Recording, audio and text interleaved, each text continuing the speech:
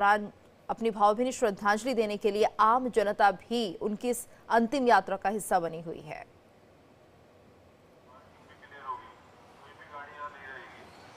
जी बिल्कुल,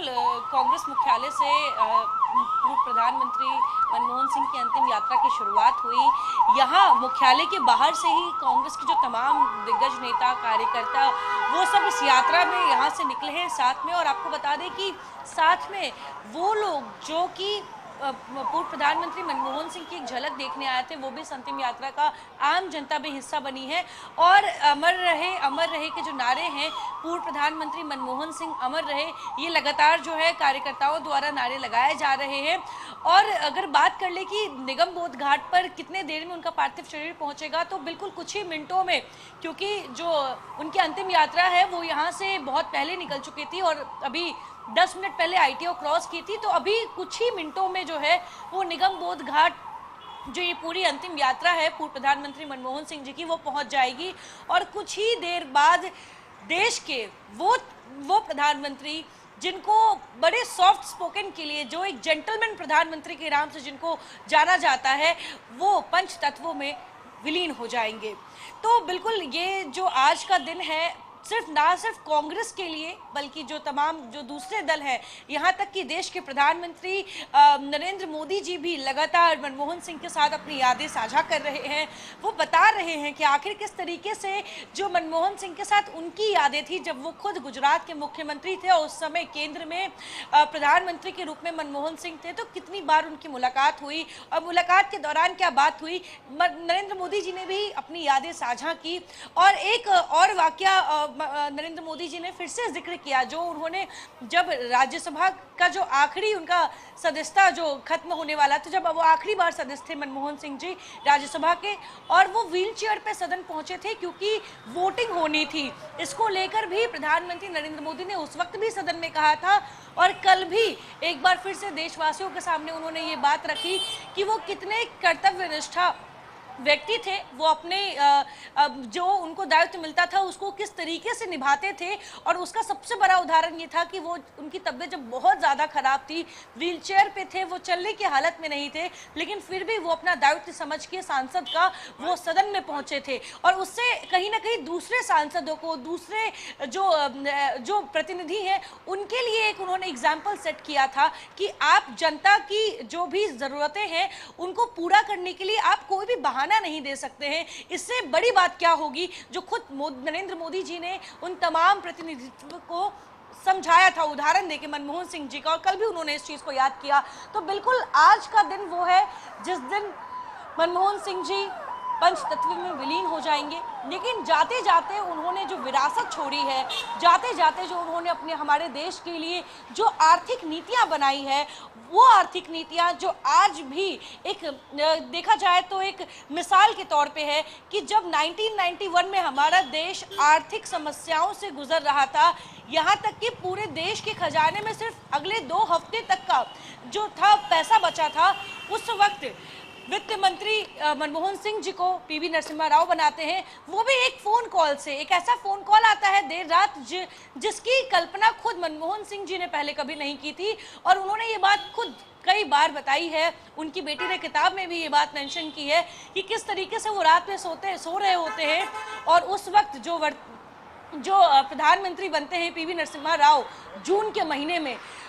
अगस्त में जब उन्हें पता चलता है कि देश की स्थिति ऐसी है कि देश कर्ज में डूब चुका है और देश को उबारना है, देश के पास खाने के लिए पैसे नहीं बचे हैं, तो उस वक्त ये पूरा दायित्व जो है मनमोहन सिंह जी को सौंपा जाता है। और ना सिर्फ उन्हें वित्त मंत्री बनाया जाता है, बल्कि प्रधानमंत्री की तरफ से ये भी कहा जाता है कि अगर हम अपने वित्तीय संकट से नहीं उबर पाए और जो आपने जो वित्तीय नीति बनाई है अगर उसका कोई बैकफायर होता है, तो ये पूरी जिम्मेदारी सिर्फ आप उठाएंगे, इसका सरकार से कोई लेना देना नहीं होगा।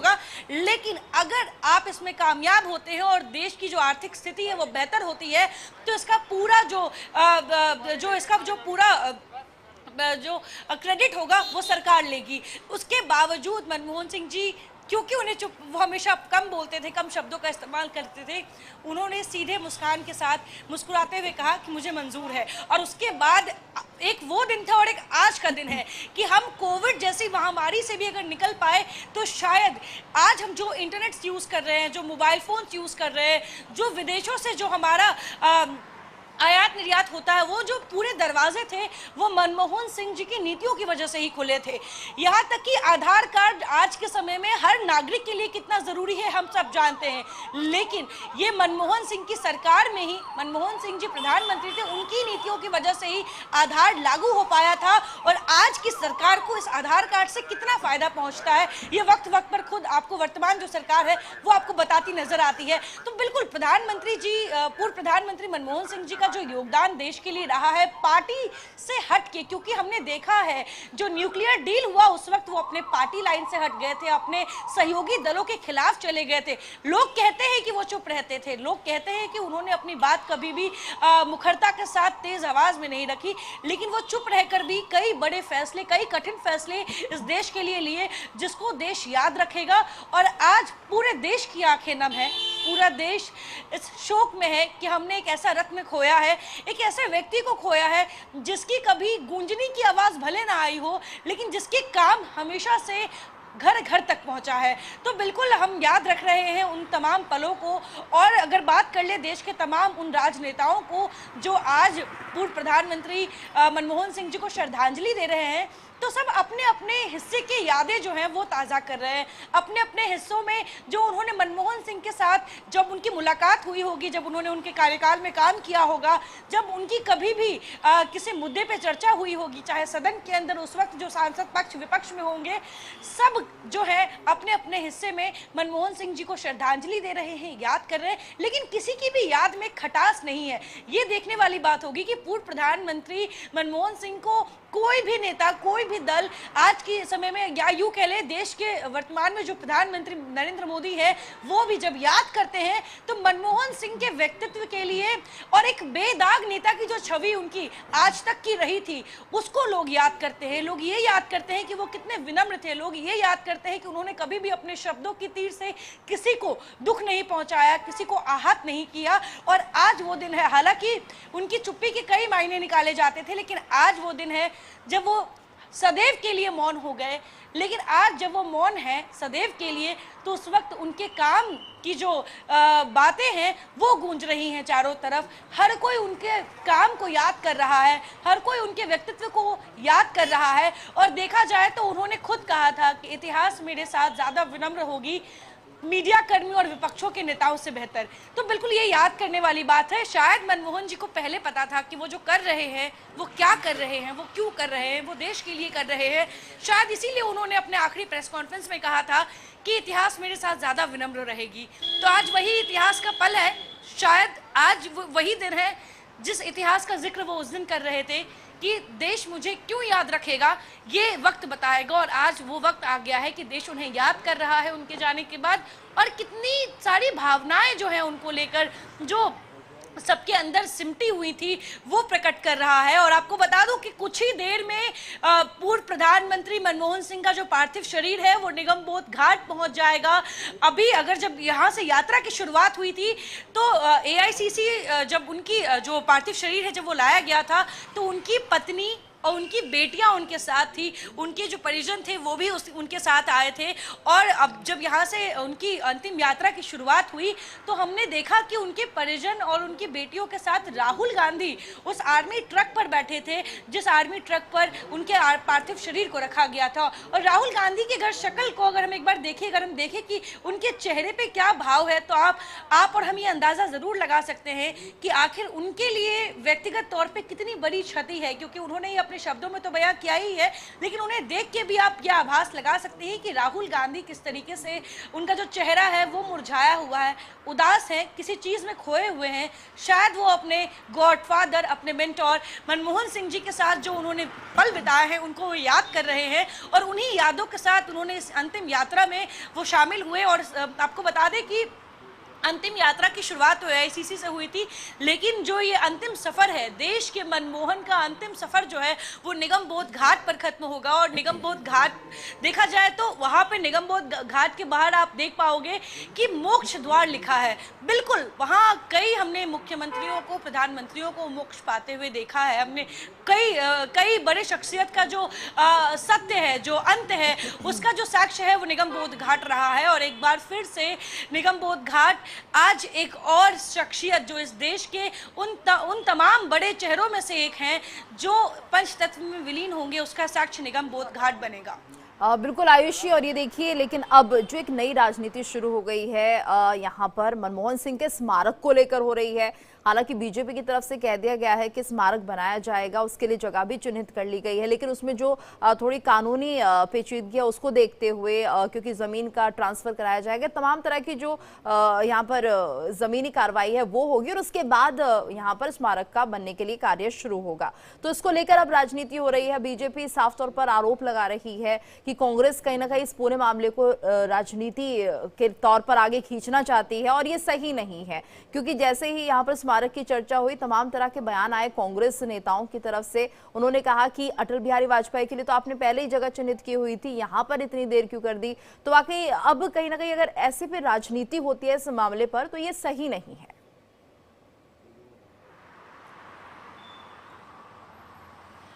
बिल्कुल भी सही नहीं है। और आपको बता दें कि वो किसी पार्टी के ना सिर्फ नेता थे, वो इस देश के प्रधानमंत्री भी थे। और इसकी वजह से जो देश की जो वर्तमान सरकार है, ये उनका कर्तव्य बनता है कि वो देश के पूर्व प्रधानमंत्री को अलविदा किस तरीके से करते हैं। और आपको बता दें कि केंद्र सरकार इसमें कहीं भी पीछे नहीं हटी। जैसे ही जानकारी मिली कि देश के पूर्व प्रधानमंत्री मनमोहन सिंह जी अब हमारे बीच नहीं रहे, उसके कुछ ही घंटों बाद देश में 7 दिनों का राष्ट्रीय शोक घोषित कर दिया गया। इसके साथ पूर्ण रूप से राष्ट्रीय सम्मान के साथ उन्हें, माफ कीजिएगा, राजकीय सम्मान के साथ उन्हें अलविदा कहा जा रहा है। तो केंद्र की तरफ से जो भी केंद्र कर सकती है मनमोहन सिंह जी को अंतिम श्रद्धांजलि देने के लिए, वो किया जा रहा है। लेकिन अगर बात कर ले कि उनके स्मारक को लेकर जो कांग्रेस ने मांग उठाया है वो जायज है या फिर उसको बीजेपी उस पर कहीं बीजेपी को आपत्ति तो नहीं, तो मैं आपको बता दूं कि जब रात में मल्लिकार्जुन खड़गे ने ये लेटर केंद्र सरकार को लिखा कि वो चाहते हैं कि पूर्व प्रधानमंत्री मनमोहन सिंह जी का स्मारक बनाया जाए, उनके लिए एक जमीन आप अलॉट कीजिए, तो उसके बाद क्योंकि रात में लेटर गया था, रात में केंद्र सरकार की तरफ से कोई भी नेता, किसी का भी कोई जवाब नहीं आया। लेकिन सुबह तक ही आपको बता दूं, जितने भी कांग्रेस के लीडर हैं, जितने भी कांग्रेस के नेता हैं, उन सबके सोशल मीडिया अकाउंट पे आपको एक ही ट्वीट नजर आ रहा होगा कि पूर्व प्रधानमंत्री मनमोहन सिंह को असली श्रद्धांजलि तभी मिलेगी जब उनका स्मारक बनेगा। यानी कि एक प्रेशर पॉलिटिक्स करने की कोशिश की जा रही थी, जिसकी मुझे नहीं लगता कि इसकी जरूरत इस वक्त थी। लेकिन उसके बाद भी आपको बता दूं कि फिर अमित शाह जो देश के गृह मंत्री हैं, उनकी तरफ से जवाब आता है कि उनकी बात हुई है मल्लिकार्जुन खड़गे से। केंद्र सरकार बिल्कुल चाहती है कि उनका स्मारक बने और वो इनकी मांग पूर्ण रूप से मानेगी, लेकिन इसमें एक प्रोसेस है, समय लगेगा और इसके लिए एक ट्रस्ट बनाया जाएगा, जिस ट्रस्ट के तहत जो जमीन अलॉट किया जाएगा उसके बाद उन पर स्मारक बनाया जाएगा पूर्व प्रधानमंत्री मनमोहन सिंह का। तो केंद्र सरकार इससे पीछे नहीं हट रही कि उन्हें स्मारक नहीं बनाना है, केंद्र सरकार इसके लिए पूरी सहमत है। लेकिन साथ में अमित शाह ने ये भी बात कही कि ये वक्त नहीं है राजनीति करने का, और भले उस वक्त बीजेपी विपक्ष में रही हो और आज कांग्रेस विपक्ष में है और बीजेपी सत्ता में हो, लेकिन जिस व्यक्ति को हमने खोया है वो व्यक्ति हम सबका था, चाहे वो किसी भी पार्टी से हो, लेकिन वो देश के प्रधानमंत्री थे और उन्होंने देश के लिए जो नीतियां बनाई थी, आज की वर्तमान सरकार भी उन नीतियों का गुणगान अपने तरीके से गाती है। भले हमने नहीं देखा होगा सदन के पटल पे या कभी राजनीतिक टिप्पणियों में कि मनमोहन सिंह के काम का बखान किया जाए, लेकिन पिछले 2 से 3 दिनों में आप देख सकते हो कि जितने भी केंद्रीय मंत्री हैं, देश के प्रधानमंत्री हैं, जो भी बीजेपी के शीर्ष नेतृत्व के हैं, उन्होंने एक भी शब्द मनमोहन सिंह जी के बारे में वो याद नहीं किया जो शायद उन्हें कभी बुरा लगा हो, क्योंकि उन्होंने सब ये मानते हैं कि इस देश में जो आर्थिक रिवॉल्यूशन लाया गया था वो सिर्फ और सिर्फ प्रधानमंत्री मनमोहन सिंह जी की ही देन थी। इसीलिए शायद आज वर्तमान सरकार जो है, केंद्र सरकार जो है, बीजेपी की जो सरकार है, वो पूर्व प्रधानमंत्री मनमोहन सिंह जी को अलविदा कहने में कोई कसर नहीं छोड़ना चाहती है। पूर्ण रूप से केंद्र सरकार जितना अपना अपना जो उनको अंतिम अलविदा कहने के लिए जो कर सकती है वो सब कर रही है, राजकीय सम्मान से लेकर राष्ट्रीय शोक तक, और साथ में जो अब स्मारक के लिए जमीन की बात की गई थी उस पर भी बीजेपी तैयार है, केंद्र सरकार तैयार है। लेकिन इसको बार बार उछालना और आरोप प्रत्यारोप, इस वक्त की गंभीरता मुझे लगता है किसी भी पार्टी को समझनी चाहिए, चाहे वो कांग्रेस हो या बीजेपी हो। ये वक्त है ही नहीं कि आप इस पर राजनीति बिल्कुल बिल्कुल आयुषी। और ये देखिए कि अब ये जो पूरी बात हो रही है इसको लेकर कहीं ना कहीं बीजेपी को भी मौका मिल गया है, और ये मौका खुद कांग्रेस की तरफ से दिया जा रहा है कि अगर वो इस वक्त पर जब अंत्येष्टि होनी है ऐसी बातें उठा रहे हैं तो पूरी राजनीति हो रही है। मेरे साथ मेरी सहयोगी न्यूज रूम से तमन्ना भी जुड़ गई है। तमन्ना, तो ये बात अब बहुत ज्यादा गंभीर हो रही है क्योंकि देखिए राजनीति नहीं होनी चाहिए, अभी तो अंत्येष्टि भी नहीं हुई है मनमोहन सिंह जी की, और अब उससे पहले ही इतनी बड़ी राजनीति की आप जानबूझकर ऐसा कर रहे हैं। अटल जी के लिए तो आपने पहले ही जगह चिन्हित कर ली थी, लेकिन मनमोहन सिंह के लिए आप कहीं ना कहीं अपमान कर रहे हैं, सिख नेता का। तमाम तरह की चीजें आ रही हैं तमन्ना, और इस पर जो राजनीति हो रही है आने वाले दिनों में भी राजनीति यूं ही चलेगी, रिएक्शंस आएंगे, ये मानिए? बिल्कुल रिएक्शंस आएंगे, और देखिए इसी को राजनीति कहते हैं। और यही राजनीति आज हम जब सुबह बात कर रहे थे तो यही राजनीति जब पूर्व प्रधानमंत्री मनमोहन सिंह जी प्रधानमंत्री पद पर आसीन थे, वो राजनीति और इस राजनीति में जमीन आसमान का फर्क है। और मुझे लगता है कि इनको सच्ची श्रद्धांजलि यही होगी कि बगैर किसी विवाद के, बगैर किसी बदले की भावना से उनको उनकी अंत्येष्टि की जाए, उनको श्रद्धा सुमन अर्पित किए जाए, और किसी तरह का कोई वाद विवाद ना हो। ये स्मारक का जो मुद्दा है हो सकता है कि आने वाले दिनों में ये और गरमाए, लेकिन हाँ, कांग्रेस को ये बात समझनी चाहिए, क्योंकि खुद राहुल गांधी ने अपने ट्वीट के जरिए कहा है कि वो मेरे गुरु थे। अगर वो अपने आप को गुरु मानते हैं, और जैसे कि पूर्व प्रधानमंत्री मनमोहन सिंह के लिए कहा जाता है कि जो वो कहते थे वो करते थे, उनकी कथनी और करनी में फर्क नहीं था। वो किसी भी तरीके से, चाहे उनकी पर्सनल लाइफ हो चाहे वो राजनीति हो, वो किसी भी तरह के डबल स्टैंडर्ड्स नहीं रखते थे, और बड़े ही सरल स्वभाव के इंसान थे। और मुझे लगता है ऐसी शख्सियत को श्रद्धांजलि अगर आप सच्चे मन से देना चाहते हैं तो उनकी सच्ची श्रद्धांजलि यही होगी कि उनके नाम पर या फिर उनके स्मारक को बनाने के लिए या फिर उनके सम्मान पर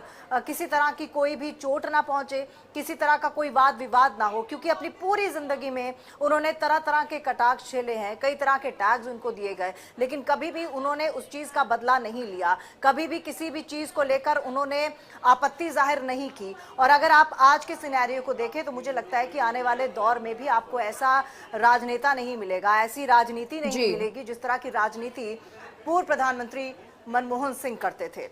बिल्कुल तमन्ना, और जैसे कि आप कह रहे हैं कि जब तक वो पार्टी का हिस्सा रहे, और ऐसे में उन्होंने कभी ये साबित नहीं किया अपने आप को कि हाँ मैं इस तरह से नहीं हूँ, या मुझे आप साइलेंट पीएम कह रहे हैं, कभी रिएक्ट नहीं किया, कभी उसका जवाब नहीं दिया, हमेशा अपनी पार्टी के साथ वफादार रहे, जो कि आजकल तो बिल्कुल नहीं देखा जाता। और कहीं ना कहीं दल बदल जिस तरह से हो रहा है समझा जा सकता है कोई अपनी पार्टी के लिए कितना यहाँ पर फेथफुल है, लेकिन इस मामले में जो मनमोहन सिंह थे उन पर तमाम तरह के आरोप लगे, तमाम तरह के कमेंट्स उन पर लगे, लेकिन उसके बाद भी ना तो जवाब दिया, बहुत शांत स्वभाव से वो जैसे हैं वैसे ही बने रहे, क्योंकि उन्हें पता था वो क्या कर रहे हैं और आने वाले दिनों में उसका क्या फायदा होगा देश को। तमाम तरह से कहीं ना कहीं इन सब बातों पर ध्यान नहीं देते थे।